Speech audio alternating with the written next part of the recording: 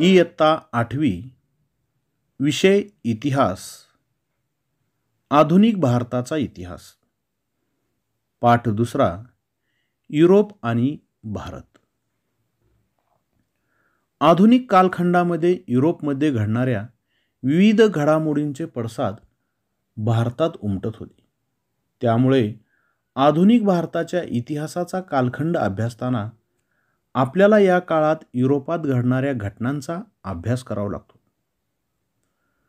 प्रबोधन युग युरोपीय इतिहासात मध्ययुगाचा अखेरचा टप्पा म्हणजे इसवी सनाचे 13वे व 16वे शतक प्रबोधन युग म्हणून ओळखले जाते। या कालखंडात प्रबोधन, धर्मसुधारणा चळवळ आणि भौगोलिक शोध या घटनांमुळे आधुनिक युगाचा पाया घातला गेला।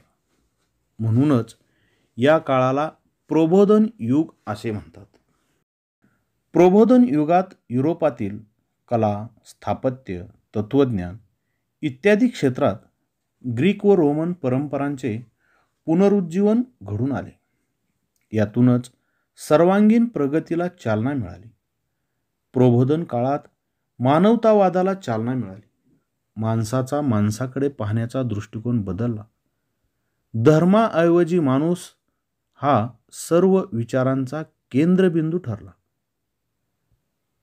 लिओनार्दो द विंची हे प्रबोधन काळातील अष्टपैलू व्यक्तिमत्व मानले जाते। तो अनेक शास्त्रे आणि कलांमध्ये पारंगत होता। शिल्पकला, स्थापत्यकला, गणित, अभियांत्रिकी, संगीत, खगोलशास्त्र यासारख्या विविध विषयांवर त्यांचे प्रभुत्व होतेच, परंतु ते चित्रकार म्हणून जगप्रसिद्ध ठरले। त्यांच्या मोनालिसा व द लास्ट सपर या चित्रकृती अजरामर ठरल्या। प्रबोधन चळवळीने मानवी जीवनाची सर्वच क्षेत्रे व्यापून टाकली। ज्ञान, विज्ञान तसेच विविध कलांच्या क्षेत्रात आपणास प्रबोधन चळवळीचा आविष्कार पाहायला मिळतो। प्रबोधनकालीन कला व साहित्यामधून मानवी भावभावना आणि संवेदनांचे चित्रण होऊ लागले। लोकांना समजेल अशा प्रादेशिक भाषांमधून साहित्य निर्माण होऊ लागले। इसवी सन 1450च्या सुमारास जर्मनीच्या जोहान्स गुटेनबर्ग याने छपाई यंत्राचा शोध लावला। छपाई यंत्राच्या शोधामुळे नवे विचार, नव्या संकल्पना व ज्ञान समाजात सर्वांपर्यंत पोहोचू लागले। धर्म सुधारणा चळवळ स्वतंत्र बुद्धीने विचार करणाऱ्या विचारवंतांनी रोमन कॅथलिक चर्चच्या जुन्या धार्मिक कल्पनांवर हल्ला चढवला। लोकांच्या अज्ञानाचा फायदा घेऊन ख्रिस्ती धर्मगुरू कर्मकांडांचे स्तोम माजवत असत, धर्माच्या नावावर लोकांना लुबाडत। या विरोधात युरोपात जी चळवळ सुरू झाली तिला धर्म सुधारणा चळवळ असे म्हणतात। या चळवळीमुळे धार्मिक क्षेत्रात माणसाचे स्वातंत्र्य व बुद्धिप्रामाण्य या तत्वांना महत्त्व प्राप्त झाले। भौगोलिक शोध इसवी सन 1453 मध्ये ऑटोमन तुर्कांनी बायझंटाईन साम्राज्याची राजधानी असलेले कॉन्स्टँटिनोपल, इस्तंबूल जिंकून घेतले। या शहरातून आशिया व युरोप यांना जोडणारे खुष्कीचे व्यापारी मार्ग जात। तुर्कांनी हे मार्ग बंद केल्यामुळे युरोपीय देशांना आशियाकडे जाणाऱ्या नव्या मार्गाचा शोध घेणे आवश्यक वाटू लागले। यातूनच भौगोलिक शोधांचे नवे पर्व सुरू झाले। हे जाणून घेऊया। भौगोलिक शोध 15व्या शतकात युरोपीय दर्यावर्दी भारताकडे जाणाऱ्या जलमार्गाचा शोध घेण्यासाठी सागरी सफरीवर निघाले। इसवी सन 1487 मध्ये भारताचा शोध घेण्यासाठी बार्थोलोम्यू डायस हा पोर्तुगीज खलाशी निघाला, परंतु तो आफ्रिकेच्या दक्षिण टोकापर्यंत म्हणजे केप ऑफ गुड होप पर्यंत पोहोचला। इसवी सन 1492 मध्ये भारताचा पश्चिमेकडे जाऊन शोध घेण्याच्या प्रयत्नात ख्रिस्तोफर कोलंबस अमेरिका खंडाच्या पूर्व किनाऱ्यावर पोहोचला. इसवी सन 1498 मध्ये पोर्तुगीज खलासी वास्को द गामा आफ्रिकेच्या दक्षिण टोकाला वळसा घालून भारताच्या पश्चिम किनाऱ्यावरील कालिकत बंदरात येऊन पोहोचला. करून पहा, जगाच्या नकाशा आराखड्यात दर्यावर्दींनी शोधलेले नवे सागरी मार्ग व प्रदेश दाखवा. युरोपातील वैचारिक क्रांती. प्रबोधन काळात झालेल्या बदलांमुळे युरोपची मध्ययुगाकडून आधुनिक युगाकडे वाटचाल सुरू झाली. याच काळात युरोपमध्ये वैचारिक क्रांती घडून आली. पूर्वीचे अज्ञान व अंधश्रद्धा यातून समाज बाहेर पडू लागला. प्रस्थापित रूढी व परंपरा आणि घडणाऱ्या घटनांकडे चिकित्सक दृष्टिकोनातून पाहिले जाऊ लागले. या संपूर्ण बदलांना वैचारिक क्रांती असे संबोधले जाते. या वैचारिक क्रांतीतून युरोपमध्ये वैज्ञानिक क्षेत्रामध्ये संशोधनाला चालना मिळाली. राजकीय क्षेत्रातील क्रांती. आधुनिक कालखंडाच्या सुरुवातीच्या टप्प्यात युरोपमध्ये अनेक राजकीय स्थित्यंतरे घडून आली. 18व्या तसेच 19व्या शतकात घडलेल्या अनेक क्रांतिकारक घटनांमुळे हा कालखंड क्रांतियुग म्हणून ओळखला जातो. या काळात इंग्लंडमध्ये संसदीय लोकशाहीचा विकास झाला. कॅबिनेट पद्धतीच्या स्वरूपात बदल झाला.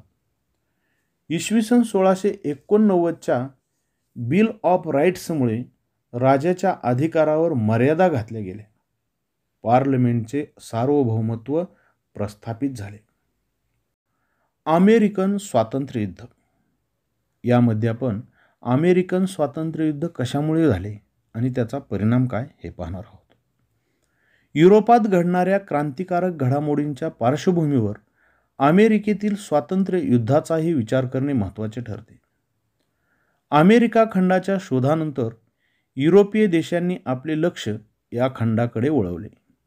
साम्राज्यवादी युरोपीय देशांनी अमेरिका खंडाचे विविध प्रदेश ताब्यात घेऊन तेथे आपल्या वसाहती स्थापन केल्या. इंग्लंडने उत्तर अमेरिकेच्या पूर्व किनारपट्टीवर 13 वसाहती स्थापन केल्या. सुरुवातीस इंग्लंडचे या वसाहतींवर नाममात्र वर्चस्व होते, परंतु पुढील काळात इंग्लंडच्या पार्लमेंटने अमेरिकन वसाहतींवर जाचक बंधने व कर लादण्यास सुरुवात केली. अमेरिकन वसाहतीतील स्वातंत्र्यप्रिय जनतेने याला विरोध केला. इंग्लंडने वसाहतींना दडपण्यासाठी वसाहतींविरोधात युद्ध पुकारले. अमेरिकन वसाहतींनी जॉर्ज वॉशिंग्टनच्या नेतृत्वाखाली सैन्य संघटित करून प्रतिकार केला. अखेरीस वसाहतींच्या सैन्याचा विजय झाला. ही घटना अमेरिकेचे स्वातंत्र्य युद्ध म्हणून ओळखली जाते. यातूनच अमेरिकेची संयुक्त संस्थाने हा संघराज्य शासन पद्धती, लिखित राज्यघटना असणारा व लोकशाही व्यवस्था असलेला नवा देश अस्तित्वात आला. फ्रेंच राज्यक्रांती. यामध्ये फ्रेंच राज्यक्रांतीचे कारणे आणि फ्रेंच राज्यक्रांतीचे परिणाम काय आहेत ते आपण पाहूयात. इसवी सन 1789 मध्ये फ्रान्समधील जनतेने तेथील अनियंत्रित अशा अन्यायकारक राजेशाही आणि सरंजामशाही विरुद्ध उठाव केला आणि प्रजासत्ताकाची स्थापना केली. ही घटना फ्रेंच राज्यक्रांती म्हणून ओळखली जाते. फ्रेंच राज्यक्रांतीने जगाला स्वातंत्र्य, समता, बंधुता या मूल्यांची देणगी दिली. जगाच्या इतिहासातील राजकीय क्रांतीमध्ये अमेरिकन स्वातंत्र्य युद्ध आणि फ्रेंच राज्यक्रांतीला विशेष महत्त्वाचे स्थान आहे. औद्योगिक क्रांती. यामध्ये आपण औद्योगिक क्रांती कशी घडली आणि त्याचे भविष्यकाळात परिणाम काय होते ते आपण पाहूया. 18व्या शतकाच्या उत्तरार्धापासून युरोपातील औद्योगिक क्षेत्रात क्रांतिकारक बदल घडू लागले. बाष्पशक्तीवर चालणाऱ्या यंत्रांच्या साहाय्याने उत्पादन होऊ लागले. छोट्या घरगुती उद्योगधंद्यांची जागा मोठ्या कारखान्यांनी घेतली. हातमागाऐवजी यंत्रमागाचा वापर सुरू झाला. आगगाडी आणि आगबोटीसारखी वाहतुकीची नवे साधने आली. यंत्रयुग अवतरले. यालाच औद्योगिक क्रांती असे म्हणतात. इंग्लंडमध्ये औद्योगिक क्रांतीला प्रारंभ झाला आणि नंतर ती टप्प्याटप्प्याने पाश्चात्य जगात पसरली. या काळात इंग्लंडची औद्योगिक भरभराट इतकी झाली की इंग्लंडचे वर्णन जगाचा कारखाना असे केले जाऊ लागले. भांडवलशाहीचा उदय. नव्या सागरी मार्गांच्या शोधानंतर युरोप व आशियाई देशांमधील व्यापाराच्या नव्या पर्वाला सुरुवात झाली. सागरी मार्गाने पूर्वेकडील देशांशी व्यापार करायला अनेक व्यापारी पुढे आले. मात्र एकट्या व्यापाऱ्यास जहाजातून माल परदेशी पाठवणे शक्य नव्हते. त्यामुळे अनेक व्यापारी एकत्र येऊन त्यांनी व्यापार सुरू केला. यातूनच भाग भांडवल असणाऱ्या अनेक व्यापारी कंपन्या उदयास आल्या. पौर्वात्य देशांशी होणारा व्यापार फायदेशीर होता. या व्यापारातून देशांची आर्थिक भरभराट होत असे. त्यामुळे युरोपातील राज्यकर्ते व्यापारी कंपन्यांना लष्करी संरक्षण व व्यापारी सवलती देऊ लागले.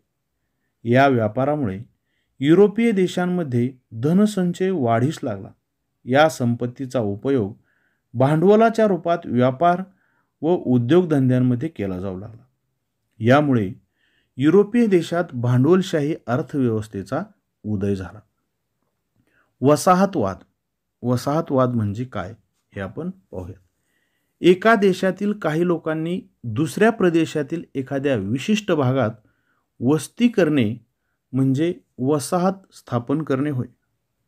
आर्थिक व लष्करी दृष्ट्या बलशाली देशाने आपल्या सामर्थ्याच्या बळावर एखादा भूप्रदेश व्यापणे आणि त्या ठिकाणी आपले राजकीय वर्चस्व प्रस्थापित करणे म्हणजेच वसाहतवाद होय. युरोपीय देशांच्या याच वसाहतवादी प्रवृत्तीतून साम्राज्यवाद उदयास आला. साम्राज्यवाद म्हणजे काय हे आपण पाहूया. विकसित राष्ट्राने अविकसित राष्ट्रांवर आपले सर्वांगीण वर्चस्व प्रस्थापित करणे व अनेक नव्या वसाहती स्थापन करणे म्हणजेच साम्राज्यवाद होय. आशिया व आफ्रिका खंडातील अनेक राष्ट्रे युरोपीय राष्ट्रांच्या या साम्राज्यवादी महत्त्वाकांक्षेला बळी पडली होती. ब्रिटिश ईस्ट इंडिया कंपनीचा भारतातील साम्राज्यवाद. भारतात व्यापारी मक्तेदारी मिळवण्यासाठी युरोपीय सत्तांमध्ये अटीतटीची स्पर्धा होती. इसवी सन 1600 मध्ये इंग्रजांनी भारतात व्यापार करण्यासाठी ब्रिटिश ईस्ट इंडिया कंपनीची स्थापना केली होती. या कंपनीने जहांगीर बादशहाकडून परवानगी मिळवून सुरत येथे वखार स्थापन केले. या कंपनीमार्फत भारताचा इंग्लंडशी व्यापार चालत असे. इंग्रज व फ्रेंच यांच्यातील संघर्ष. याच साम्राज्यवादामधून इंग्रज व फ्रेंच यांच्यामध्ये संघर्ष निर्माण झाला. तो कसा ते पाहूया. भारतातील व्यापारी स्पर्धेत इंग्रज आणि फ्रेंच एकमेकांचे प्रतिस्पर्धी होते. या स्पर्धेमुळे इंग्रज आणि फ्रेंच यांच्यात 3 युद्धे झाली. ती युद्धे कर्नाटक युद्धे म्हणून ओळखली जातात. तिसऱ्या कर्नाटक युद्धात इंग्रजांनी फ्रेंचांचा निर्णायक पराभव केला. त्यामुळे ब्रिटिश ईस्ट इंडिया कंपनीला भारतात प्रबळ युरोपीय स्पर्धकच उरला नाही.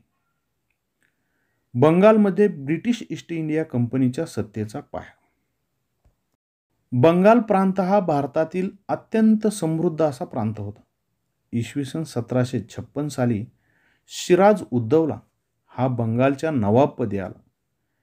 ईस्ट इंडिया कंपनीचे अधिकारी मुघल बादशहाकडून बंगाल प्रांतात मिळालेल्या व्यापारी सवलतीचा गैरवापर करत इंग्रजांनी नवाबाची परवानगी न घेता कोलकाता येथील आपल्या वखारीभोवती तटबंदी उभारली. यामुळे सिराज उद्दौलाने इंग्रजांवर चाल करून कोलकात्याची वखार काबीज केली. या घटनेने इंग्रजांमध्ये असंतोष निर्माण झाला. रॉबर्ट क्लाइव्ह याने मुत्सद्देगिरीने नवाबाचा सेनापती मीर जाफर यास नवाब पदाचे आमिष दाखवून आपल्या बाजूने वळवले.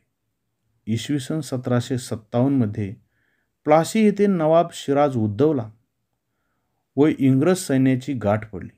परंतु मीर जाफरच्या नेतृत्वाखाली नवाबाचे लष्कर युद्धात न उतरल्यामुळे सिराज उद्दौलाचा पराभव झाला. इंग्रजांच्या पाठिंब्याने मीर जाफर बंगालचा नवाब बनला. पुढे त्याने विरोध करताच त्याचा जावई मीर कासिम यास त्यांनी नवाब बनवले. मीर कासिमने इंग्रजांच्या बेकायदेशीर व्यापाराला आळा घालण्याचा प्रयत्न करताच त्यांनी पुन्हा मीर जाफरला नवाबपद दिले.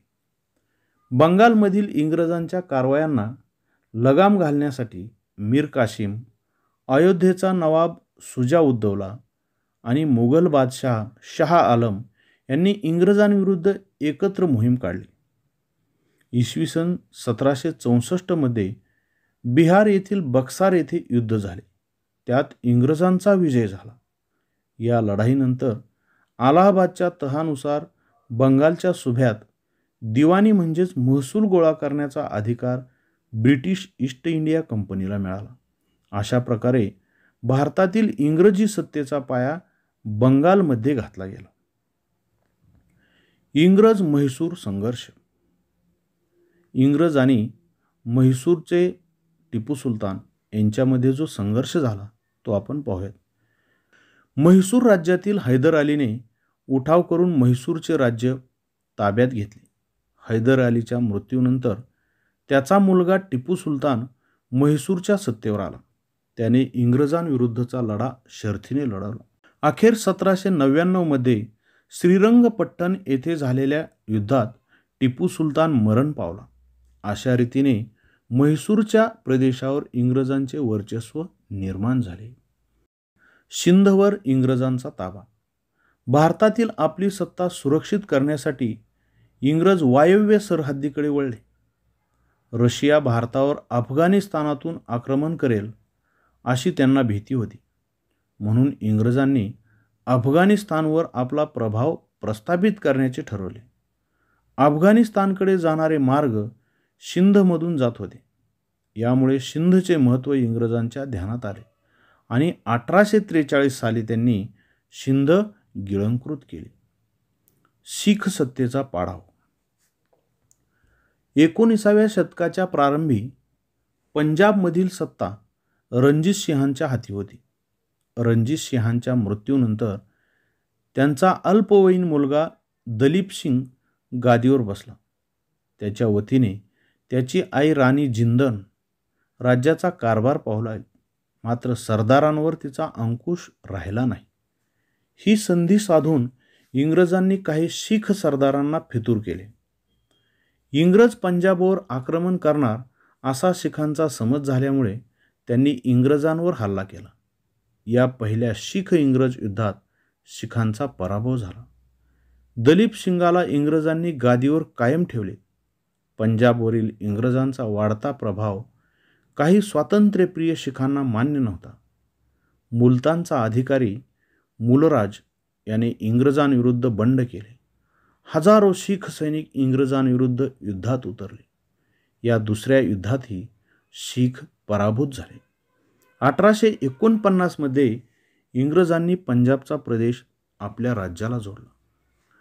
मराठ्यांची सत्ता ही भारतातील महत्त्वाची प्रबळ सत्ता होती. मराठ्यांचा पराभव करून इंग्रजांनी भारतातील आपल्या सत्तेचा पाया मजबूत कसा केला याचा अभ्यास आपण पुढील पाठामध्ये करणार आहोत.